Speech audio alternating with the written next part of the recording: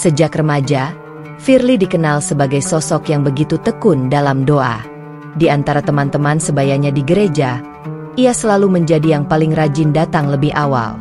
Saat jemaat lain masih sibuk bercengkrama, Firly sudah duduk di bangku paling depan, menundukkan kepala dengan tangan terlipat, meresapi setiap doa yang ia panjatkan.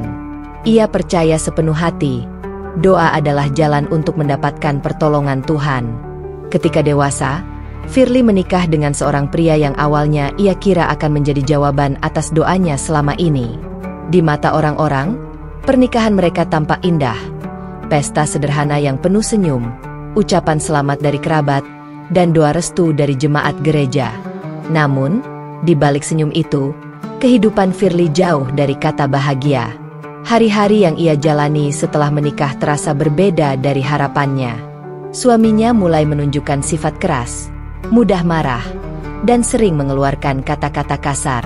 Kadang hanya karena hal sepele, seperti makanan yang terlalu asin atau rumah yang belum sempat ia rapikan, suaminya melontarkan makian. Bahkan, pernah suatu malam, Firly merasakan tamparan yang membuat pipinya panas hanya karena ia terlambat membuka pintu ketika suaminya pulang. Meski begitu, Firly tidak pernah berhenti berdoa. Setiap luka yang ia sembunyikan dari pandangan orang lain, ia ceritakan kepada Tuhan dalam doa panjangnya di gereja. Tuhan, tolong lembutkan hatinya. Jadikan rumah tangga kami penuh kasih.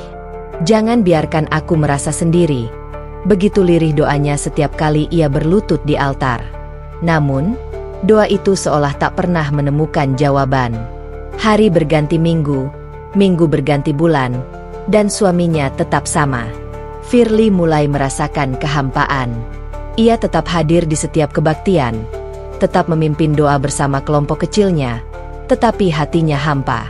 Ia merasa seperti sedang berbicara kepada ruang kosong.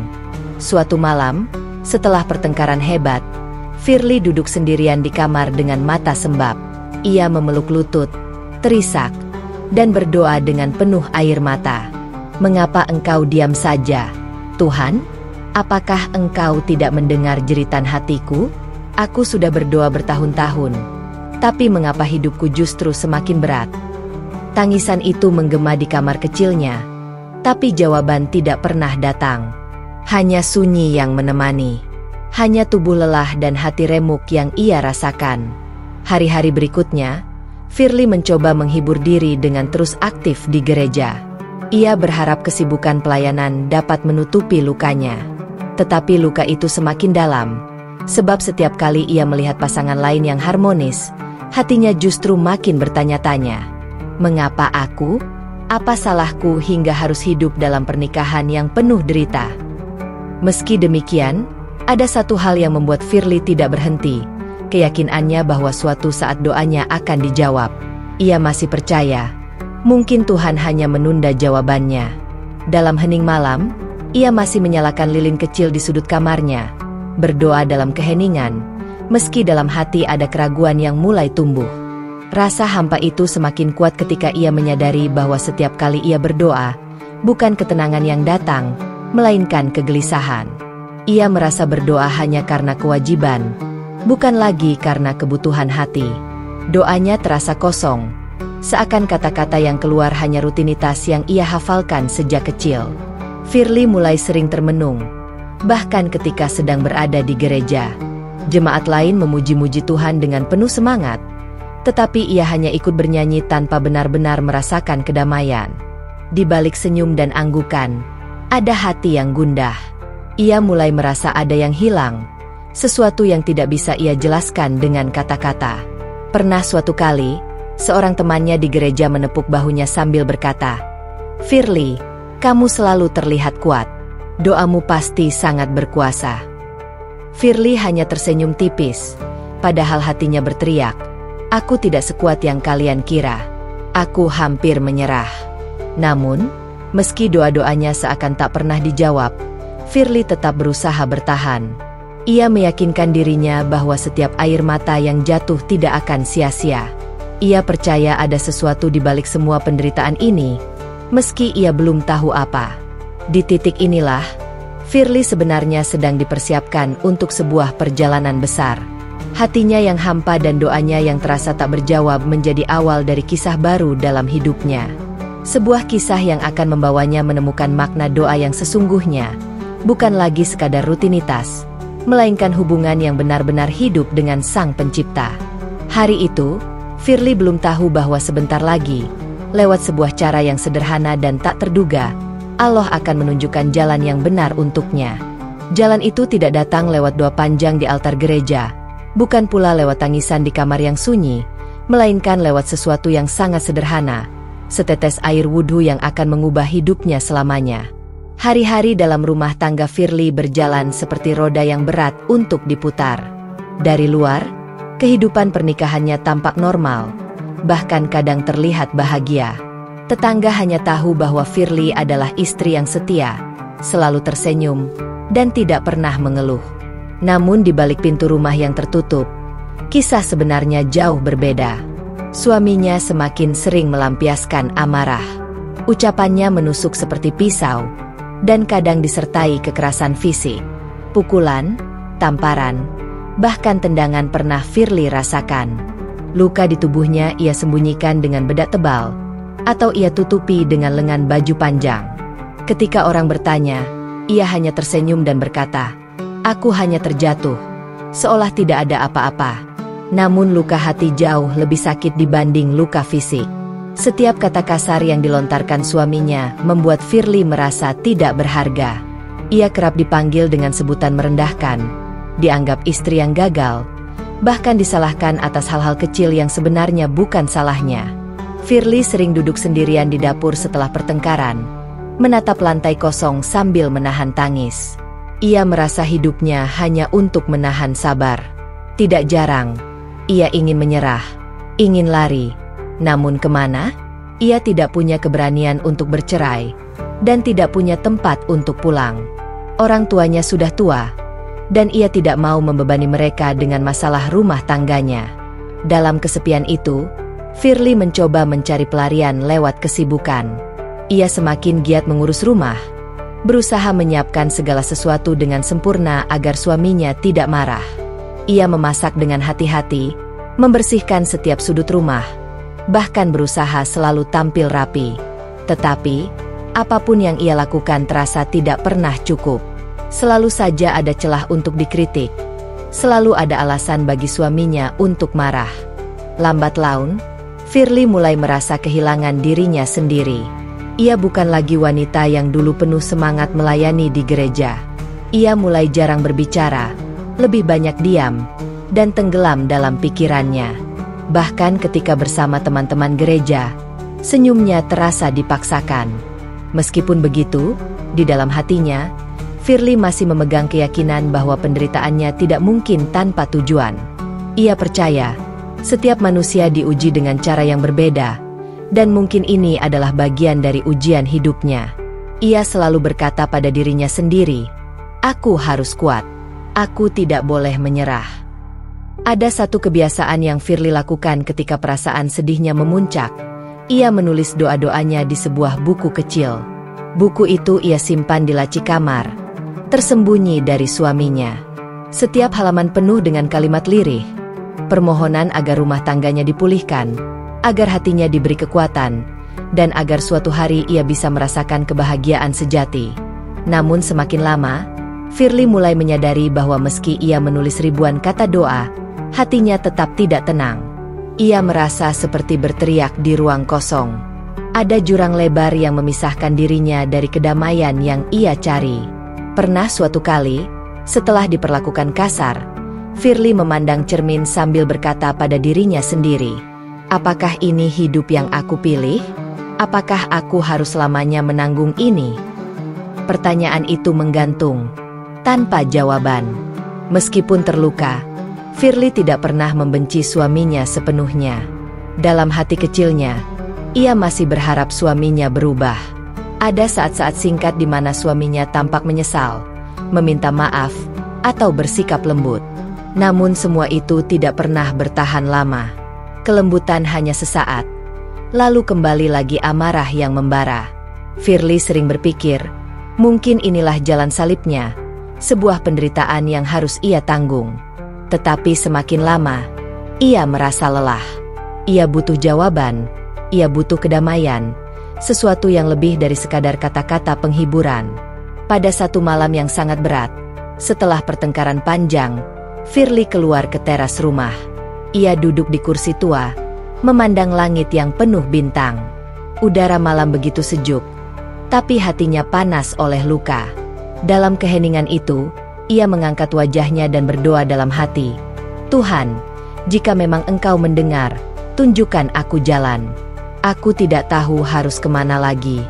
Aku hanya ingin tenang. Doa itu sederhana, namun lahir dari hati yang hancur. Saat itu, Firly tidak tahu bahwa doanya perlahan sedang dijawab, bukan dengan cara yang ia duga, melainkan dengan sesuatu yang sama sekali baru baginya. Hari-hari berikutnya tetap terasa berat, tetapi doa lirih di malam itu menjadi titik balik kecil dalam perjalanan hidupnya. Hatinya mulai terbuka, mulai mencari sesuatu di luar kebiasaannya. Ia mulai memperhatikan hal-hal kecil di sekitarnya, seakan hatinya menunggu tanda dari Tuhan. Dan tanda itu akan datang lewat sebuah kejadian sederhana, yang kelak akan mengubah jalan hidupnya selamanya. Pagi itu, udara di sekitar rumah Firly begitu tenang. Burung-burung berkicau di pepohonan, anak-anak kecil berlarian menuju sekolah, dan ibu-ibu sibuk berbelanja di warung dekat gang. Firly duduk di kursi kayu di depan rumahnya, mencoba menikmati secangkir teh hangat. Matanya sayu, tubuhnya lelah, tapi ia berusaha tetap tersenyum pada tetangga yang lewat. Saat itulah matanya tertuju pada seorang tetangga muslim yang sedang bersiap menuju masjid. Lelaki parubaya itu berhenti sejenak di sumur kecil samping rumahnya untuk berwudhu. Firly memperhatikan dari jauh, tanpa sengaja ia terpaku pada gerakan sederhana itu. Membasuh tangan, berkumur, membasuh wajah, kepala, hingga kaki. Ada sesuatu yang berbeda. Bukan sekadar gerakan cuci tangan biasa. Dari wajah tetangganya, tampak ketenangan yang sulit dijelaskan. Setiap kali air membasuh kulitnya, seakan ada beban yang ikut luruh.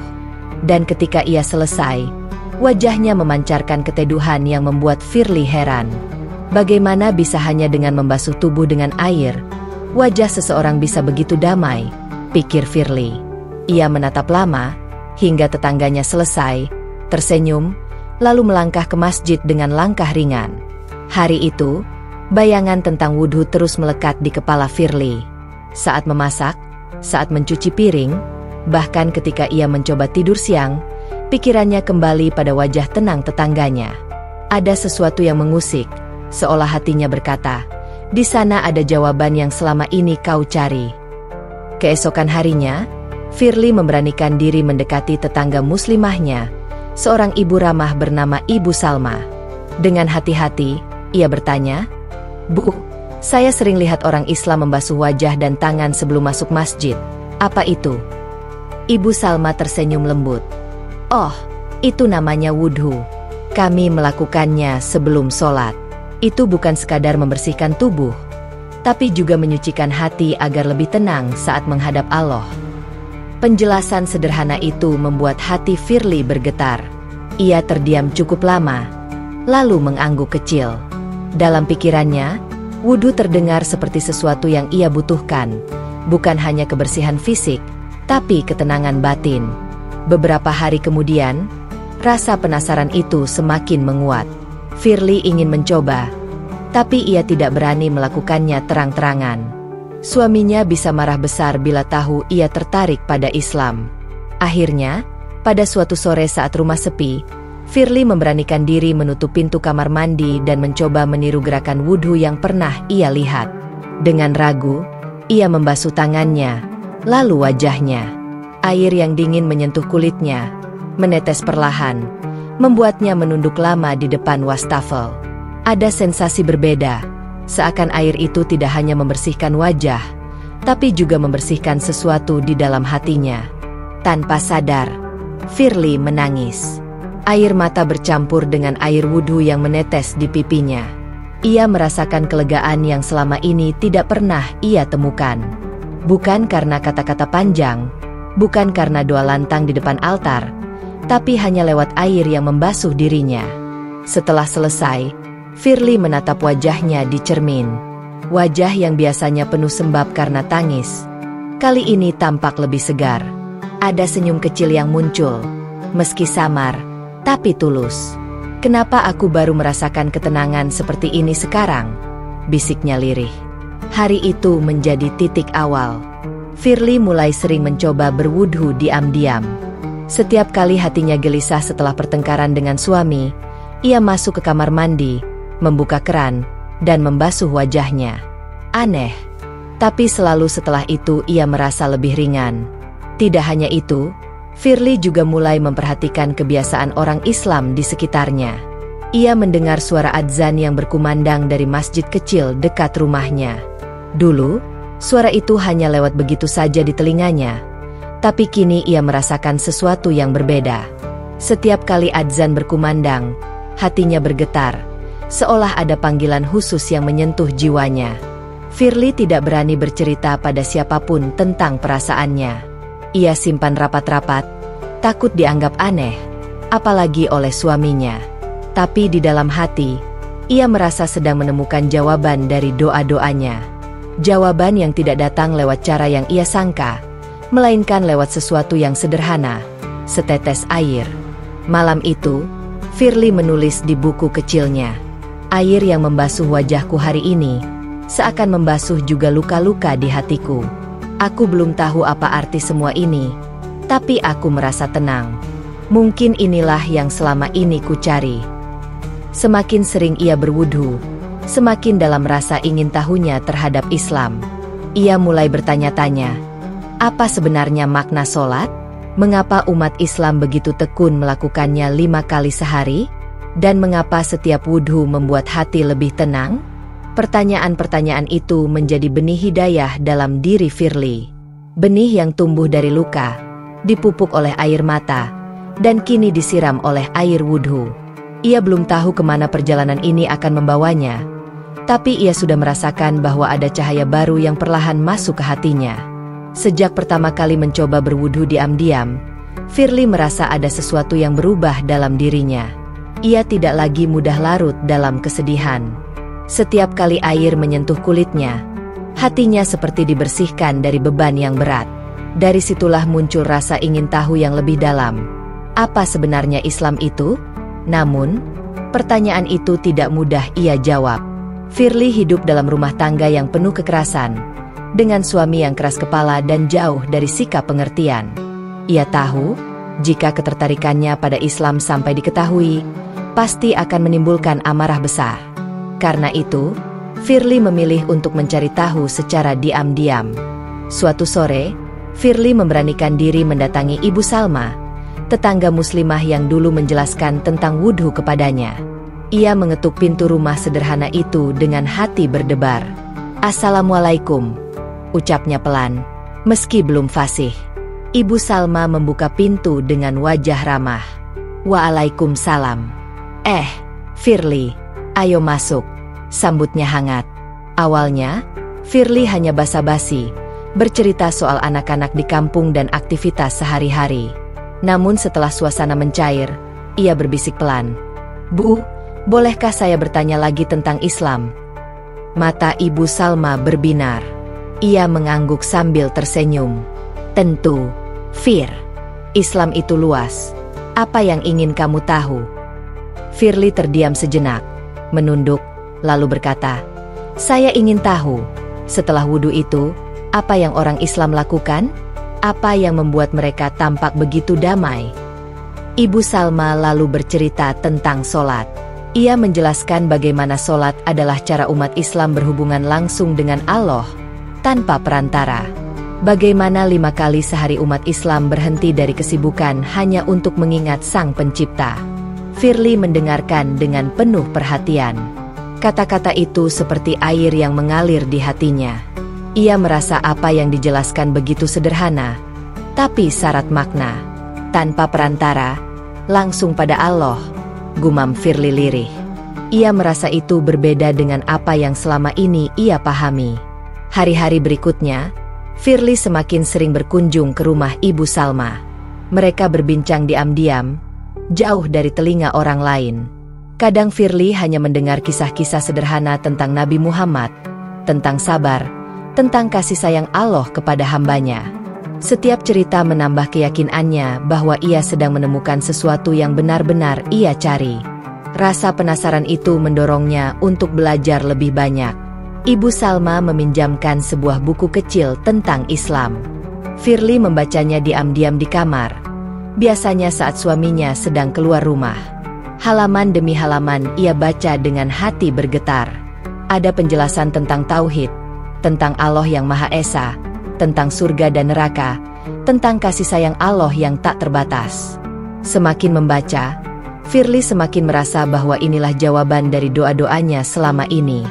Selama bertahun-tahun ia menangis meminta pertolongan, dan kini Allah memberikannya, bukan dengan mengubah orang lain, tetapi dengan membuka hatinya untuk menerima kebenaran. Namun, langkah ini bukan tanpa ketakutan. Firly tahu, jika ia benar-benar memutuskan untuk memeluk Islam, hidupnya tidak akan sama lagi. Suaminya pasti akan marah besar. Keluarganya mungkin tidak menerima. Tapi di sisi lain, ia juga tahu, tidak ada lagi jalan untuk kembali. Hatinya sudah menemukan sesuatu yang selama ini hilang, ketenangan. Pada suatu malam, Firly kembali mendatangi Ibu Salma dengan wajah serius. Ia berkata pelan, "Bu, saya ingin belajar lebih banyak. Saya ingin tahu bagaimana cara menjadi seorang Muslim." Ibu Salma menatapnya penuh haru. "Fir, keputusan ini besar. Kamu harus benar-benar yakin. Islam itu bukan sekadar agama, tapi jalan hidup. Kamu siap?" Firly mengangguk, meski hatinya bergetar. "Saya siap. Saya sudah terlalu lama merasa kosong. Kalau ini jalan yang benar, saya ingin menjalaninya." Malam itu, dengan bimbingan seorang ustazah yang dipanggil oleh Ibu Salma, Firly mengucapkan kalimat syahadat. Suaranya pelan, penuh isak, tapi tegas. "Asyhadu alla ilaha illallah, wa asyhadu anna Muhammadan Rasulullah." Air matanya mengalir deras. Ia merasakan sesuatu yang tak pernah ia alami sebelumnya. Dadanya lega, hatinya tenang, seakan semua luka yang ia bawa selama ini perlahan dihapus. Seperti beban berat yang akhirnya diturunkan. Setelah selesai, Firly menunduk lama, menangis haru. "Selama ini aku merasa doaku tidak pernah dijawab. Tapi ternyata Allah menjawab dengan cara yang indah. Aku dipertemukan dengan Islam." Malam itu, hidup Firly berubah. Ia belum tahu bagaimana ia akan menghadapi tantangan di depan, terutama suaminya. Tapi ia tahu satu hal, hatinya telah menemukan rumah. Dalam perjalanan pulang, Firly menulis kembali di buku kecilnya. "Hari ini aku lahir kembali. Aku bukan lagi Firly yang kosong, tapi Firly yang punya tujuan. Islam telah memberiku sesuatu yang selama ini kucari, ketenangan yang sesungguhnya." Sejak malam itu, Firly melangkah ke babak baru dalam hidupnya. Sebuah langkah kecil, tapi penuh keberanian. Ia tahu jalan ini tidak mudah, tapi ia yakin, bersama Allah, ia tidak akan pernah benar-benar sendirian. Sejak malam ia mengucapkan syahadat, Firly menjalani hari-harinya dengan perasaan baru.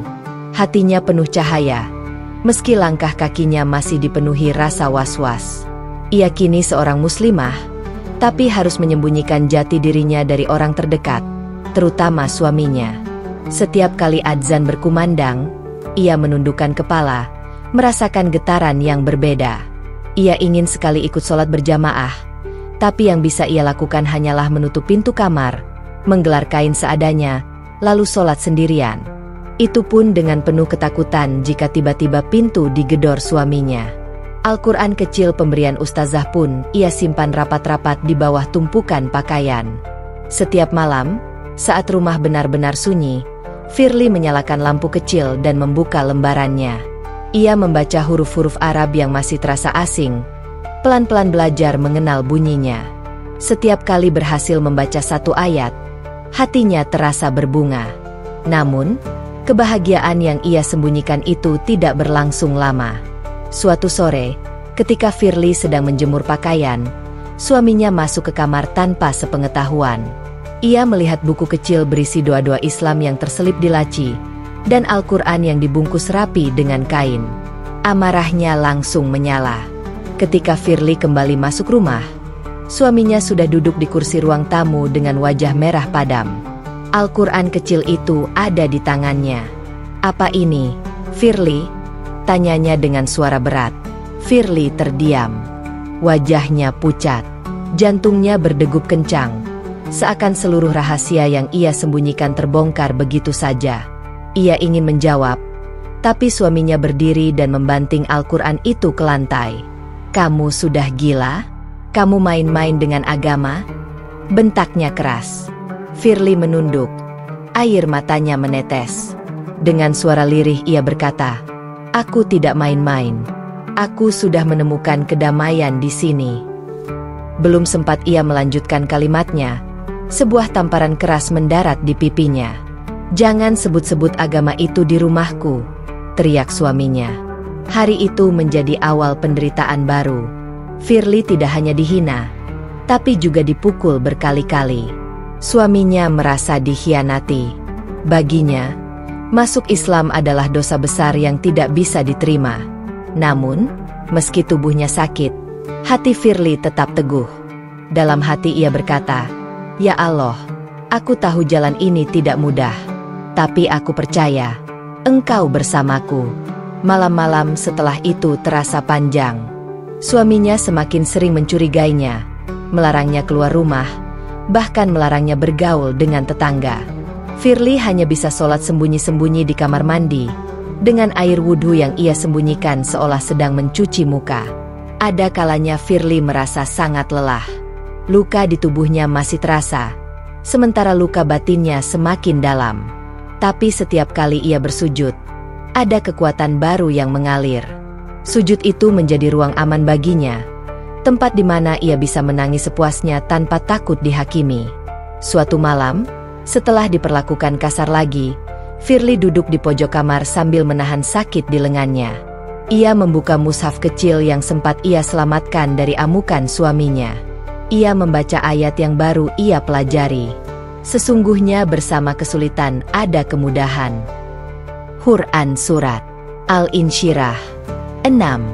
Air matanya jatuh deras. Ayat itu seolah diturunkan langsung untuknya. Meski jalan yang ia tempuh penuh duri, Allah menjanjikan kemudahan setelah kesulitan. Ayat itu menjadi penguat bahwa penderitaannya tidak akan sia-sia. Keesokan harinya, Firly mencoba tetap menjalani rutinitas seperti biasa. Ia menyiapkan sarapan, membersihkan rumah, bahkan tetap tersenyum pada tetangga yang lewat. Tidak ada seorang pun yang tahu bahwa di balik senyum itu, ia menyimpan luka besar. Namun, di sisi lain, Firly mulai menyadari satu hal, semakin suaminya menindas, semakin kuat keyakinannya. Ia merasa, jika ia mampu bertahan melewati semua ini, maka ia akan semakin dekat dengan Allah. Rahasia yang terbongkar memang membuat hidupnya semakin sulit. Tapi justru dari situlah Firly belajar tentang makna kesabaran. Ia mulai memahami bahwa iman bukan sekadar kata-kata, melainkan keteguhan hati meski dunia menolak. Suatu sore, Ibu Salma mengetuk pintu rumahnya. Wajahnya cemas. "Fir, aku dengar kabar suamimu marah besar karena tahu kamu belajar Islam. Kamu baik-baik saja?" Firly hanya tersenyum, meski matanya sembab. "Aku baik-baik saja, Bu. Doakan aku, supaya tetap kuat." Ibu Salma menggenggam tangannya erat. "Allah bersama orang-orang yang sabar. Jangan takut, Fir. Kamu tidak sendirian." Kata-kata itu membuat Firly merasa lebih tenang. Ia tahu masih ada orang yang peduli, yang mendoakannya dalam diam. Malam itu, Firly menulis kembali di buku kecilnya. Rahasiaku sudah terbongkar. Hidupku semakin sulit. Tapi aku tidak akan mundur. Luka ini akan menjadi saksi bahwa aku pernah berjuang untuk kebenaran. Ya Allah, jangan biarkan aku goyah. Di balik segala penderitaan, Firly menemukan kekuatan baru. Ia belajar bahwa iman sejati justru diuji ketika keadaan paling sulit. Dan ia yakin, setiap air mata yang jatuh akan diganti Allah dengan kebahagiaan yang jauh lebih indah. Hari-hari setelah rahasianya terbongkar berubah menjadi ladang ujian bagi Firly.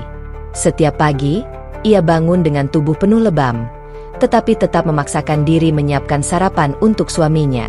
Lidahnya ingin sekali bertanya, "Mengapa kau begitu membenciku hanya karena aku memilih jalan ini?" Namun bibirnya terkunci. Ia tahu, semakin ia membela diri, semakin keras perlakuan suaminya. Namun, meski hidup terasa berat, ada satu hal yang tidak bisa diambil darinya, keyakinan. Syaratnya, meski sembunyi-sembunyi, tetap ia jaga.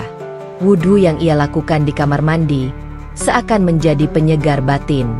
Basuhan air di wajahnya terasa seperti pelukan lembut Allah yang menenangkan hati. Suaminya semakin sering mencurigainya. Bahkan ia melarang Firly keluar rumah tanpa izin. Namun anehnya, semakin ketat pengawasan itu, semakin kuat pula keinginan Firly untuk mendekatkan diri pada Allah. Ia mulai membiasakan diri membaca doa-doa dalam hati saat mencuci piring, atau berzikir lirih ketika menyapu lantai. Suatu sore, ketika suaminya pergi bekerja, Firly memberanikan diri membuka jendela kamarnya. Dari kejauhan, terdengar suara adzan dari masjid kampung. Suara itu merambat pelan, namun menusuk hati. Firly meneteskan air mata. Ia menutup wajahnya dengan kedua tangan, lalu berbisik lirih, "Ya Allah, aku rindu sholat di masjid, tapi aku percaya, Engkau lebih dekat daripada jarak antara aku dan sajadah." Kekuatan itu yang membuat Firly bertahan. Meski setiap malam ia dihujani kata-kata kasar, hatinya justru semakin lembut. Ia memilih menjawab caci maki dengan diam. Ketika tangannya dipukul, ia menjawab dengan doa. Ketika tubuhnya ditendang, ia memohon perlindungan pada Allah. Lambat laun, Firly menyadari sesuatu. Suaminya sebenarnya tidak hanya marah karena perbedaan agama, tetapi juga diliputi rasa takut. Takut kehilangan kendali, takut dijauhi masyarakat, takut dirinya dianggap gagal menjaga rumah tangga.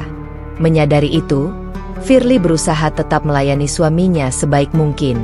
Ia tetap menyiapkan makanan favoritnya, tetap merawat rumah agar rapi, bahkan tetap menyambutnya dengan senyum meski wajahnya penuh luka. Ia ingin menunjukkan bahwa Islam yang ia peluk bukanlah pemberontakan, melainkan jalan menuju kelembutan. Pada suatu malam yang sunyi, setelah suaminya tertidur, Firly duduk di pojok kamar dengan mushaf kecil di tangannya. Ia membaca terjemahan surat Al-Baqarah ayat 286. Allah tidak membebani seseorang melainkan sesuai dengan kesanggupannya. Ayat itu menenangkan hatinya. Firly sadar, jika Allah mengizinkannya berada dalam situasi ini, berarti ia mampu melewatinya. Ia menutup mushaf, lalu berdoa dengan suara bergetar, "Ya Allah, Engkau tahu betapa lelah tubuhku, betapa sakit hatiku, tapi aku tidak ingin berpaling dari MU. Jadikanlah kesabaranku ini sebagai saksi cintaku pada MU." Hari-hari berikutnya Firly mulai mengubah cara pandangnya. Ia tidak lagi melihat penderitaan sebagai hukuman, melainkan sebagai bentuk pelatihan jiwa. Setiap tamparan yang ia terima, ia anggap sebagai penghapus dosa. Setiap luka di tubuhnya, ia anggap sebagai tanda bahwa imannya sedang ditempa. Tetangga-tetangga mulai memperhatikan perubahan Firly. Meski sering terlihat murung, Firly selalu menolong mereka. Ia ikut membantu Ibu Salma menyiapkan makanan untuk pengajian, meski ia sendiri tidak bisa ikut hadir. Ia menjaga anak-anak tetangga dengan penuh kasih sayang. Orang-orang mulai bertanya-tanya, dari mana datangnya ketabahan itu? Suatu ketika, seorang tetangga mendekatinya dengan heran. "Fir, bagaimana kamu bisa tetap tersenyum padahal aku tahu hidupmu berat?" Firly hanya menjawab singkat, "Karena aku percaya, Setiap kesulitan pasti ada jalan keluarnya. Dan aku yakin, Allah tidak akan meninggalkanku. Jawaban itu membuat tetangganya terdiam. Ia tahu, Firly sedang memegang sesuatu yang sangat kuat, sesuatu yang tidak bisa dipatahkan oleh siapapun. Malam demi malam, Firly terus memperkuat doanya. Ia memohon agar Allah melembutkan hati suaminya, bukan untuk kembali dicintai, tapi agar suaminya juga merasakan cahaya kebenaran. Ia tidak pernah berdoa buruk untuknya, meski suaminya berkali-kali melukai tubuh dan hatinya. Semakin lama, keteguhan Firly justru menimbulkan perubahan kecil. Suaminya mulai memperhatikan bahwa meski ia sering berlaku kasar, Firly tidak pernah membalas dengan kebencian. Setiap kali ia pulang, Firly tetap menyambut dengan makanan hangat. Setiap kali ia sakit, Firly tetap merawatnya. Ada satu malam, ketika suaminya jatuh sakit, Firly dengan sabar merawatnya semalaman. Saat itu, sang suami menatapnya dengan wajah lemah dan bertanya pelan, "Kenapa kamu masih peduli padaku, padahal aku selalu menyakitimu?" Firly tersenyum sambil menahan air mata. "Karena agamaku mengajarkan untuk tetap bersabar dan mendoakan orang yang menyakitiku.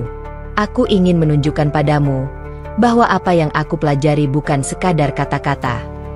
Suaminya terdiam.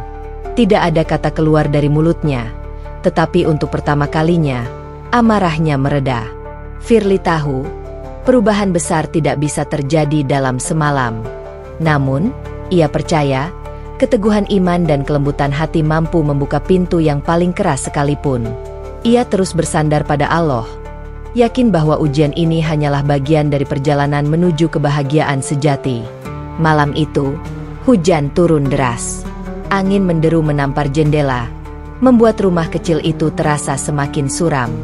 Firly duduk bersimpuh di ruang tamu yang remang, memeluk mushaf kecilnya erat-erat. Ia baru saja selesai sholat malam.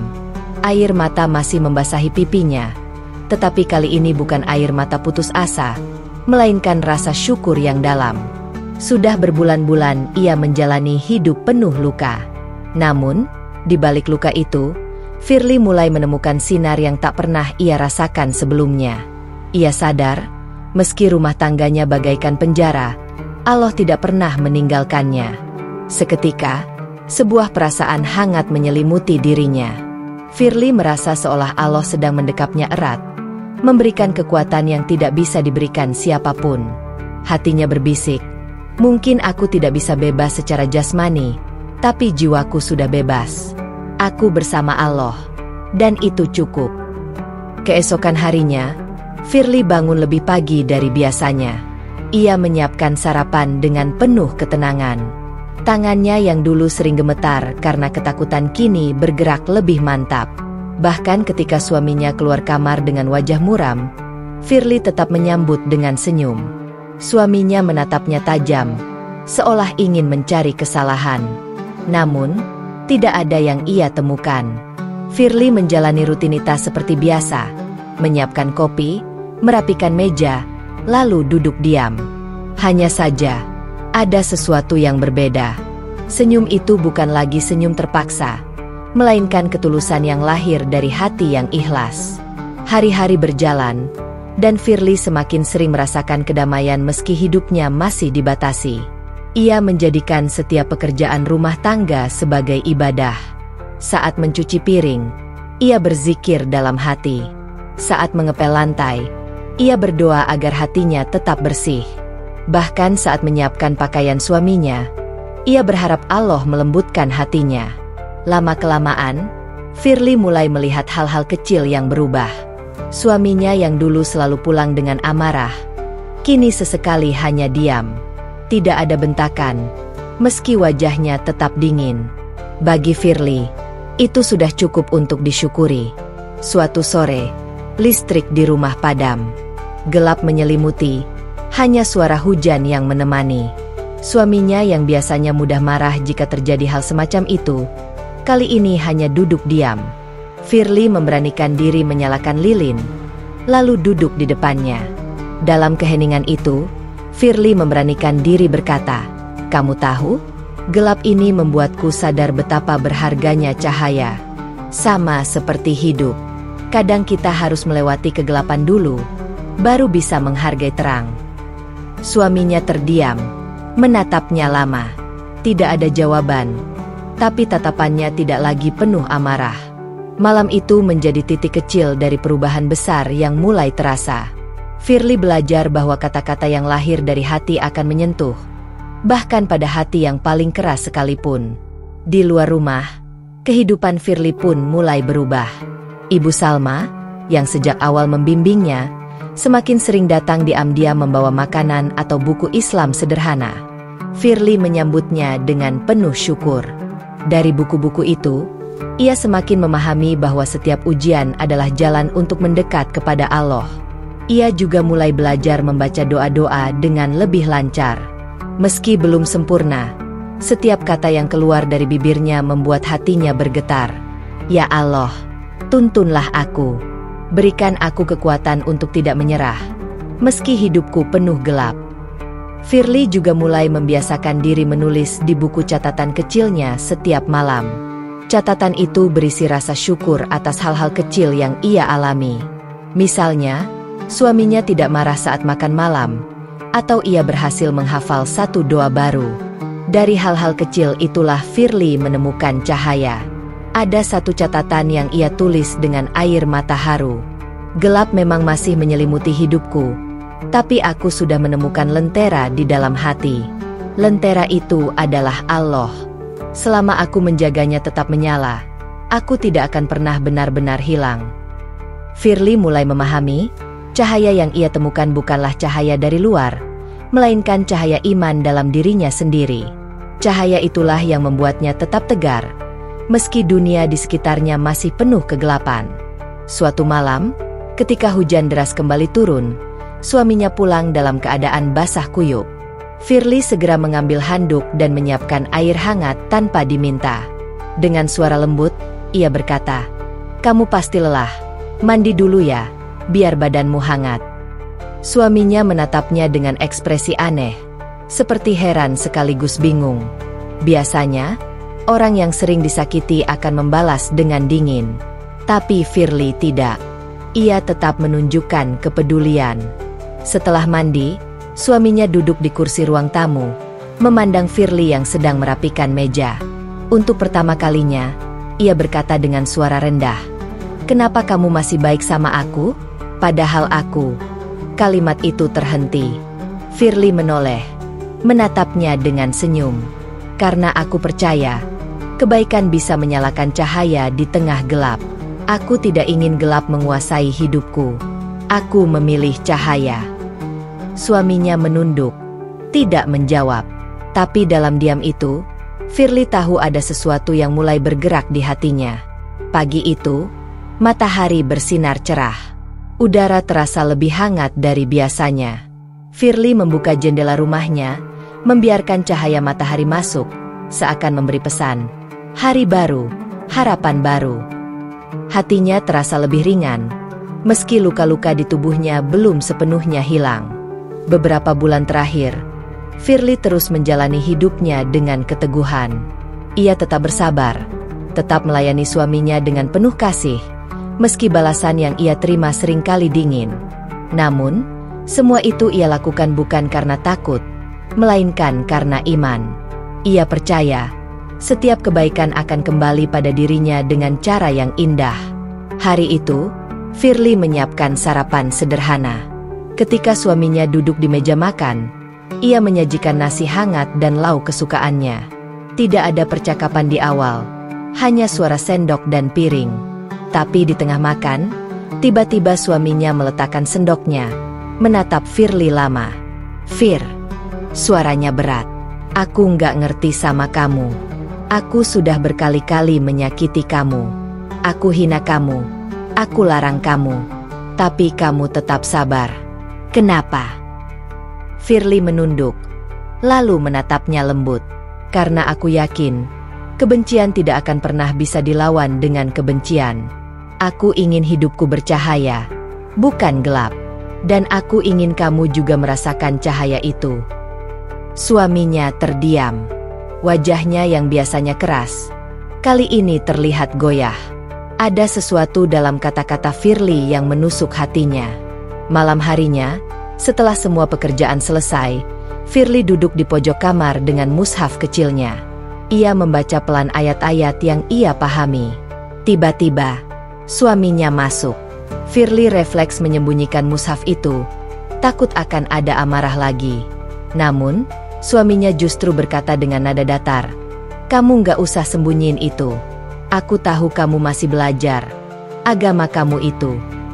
Firly terdiam, menatapnya penuh was-was. Tapi suaminya melanjutkan, "Aku cuma nggak habis pikir, kenapa agama itu bisa bikin kamu sekuat ini. Aku lihat kamu, meski sering aku sakiti, kamu tetap sabar. Aku lihat kamu, meski hidupmu berat, kamu tetap bisa senyum. Aku yang kasar sama kamu, malah jadi merasa kalah sendiri." Air mata Firly jatuh tanpa bisa ditahan. Dengan suara pelan, ia berkata, "Itulah yang aku temukan di Islam. Aku belajar bahwa sabar itu bukan kelemahan, tapi kekuatan. Aku belajar bahwa setiap luka ada hikmahnya. Dan aku belajar bahwa Allah selalu dekat, bahkan saat aku sendirian." Suaminya terdiam lama. Malam itu, tidak ada pertengkaran. Hanya hening yang penuh makna. Hari-hari berikutnya, ada perubahan kecil namun nyata. Suaminya mulai jarang membentak. Sesekali ia justru memperhatikan gerak-gerik Firly ketika berwudhu atau sholat.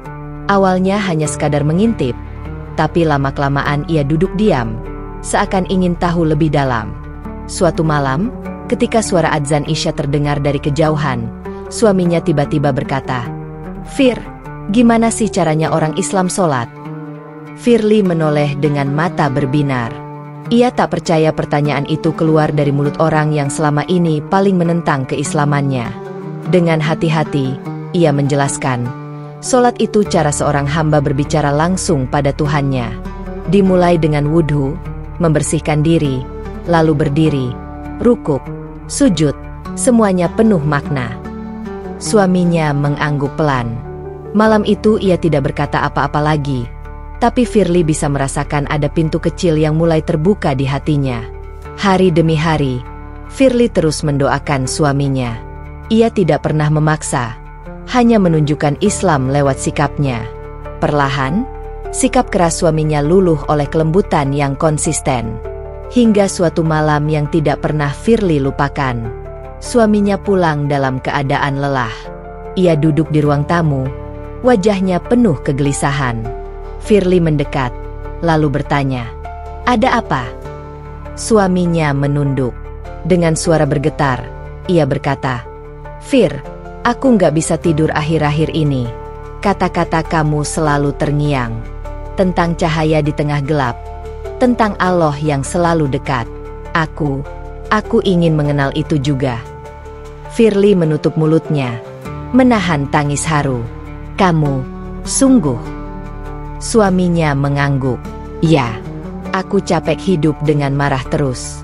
Aku lihat kamu bisa tabah, bisa ikhlas. Aku mau tahu, apa yang bikin kamu sekuat itu." Malam itu, dengan bimbingan sederhana dari Firly, suaminya mengucapkan syahadat. Air mata Firly mengalir deras, membasahi pipinya. Suaminya pun tak kuasa menahan tangis. Mereka berdua bersujud bersama, untuk pertama kalinya bukan sebagai lawan, melainkan sebagai sepasang hamba yang sama-sama mencari ridha Allah. Keesokan harinya, hidup mereka terasa benar-benar berbeda. Rumah yang dulu penuh bentakan kini terasa lebih damai. Suaminya mulai belajar wudhu, meski canggung. Ia mengikuti gerakan Firly dengan kaku, lalu tersenyum malu. Ternyata, wudhu itu bikin hati adem. Ya. Firly tertawa kecil, matanya berkaca-kaca. "Aku dulu juga jatuh cinta pada Islam lewat wudhu. Dari situlah semuanya dimulai." Hari-hari berikutnya dipenuhi perubahan.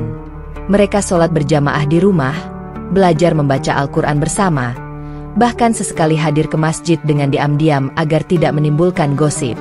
Perlahan, cahaya yang dulu hanya ada di hati Firly kini juga menyinari rumah tangga mereka. Firly sadar, Perjalanan hidupnya tidak sia-sia. Penderitaan, luka, dan air mata yang ia alami selama ini hanyalah jalan menuju hidayah yang lebih besar. Ia menuliskan di buku catatannya, Allah menjawab doaku dengan cara yang paling indah. Aku dulu berjuang sendirian dalam gelap, tapi kini aku tidak lagi sendiri. Suamiku bersama aku, dan kami bersama Allah. Inilah hidayah yang membuka jalan.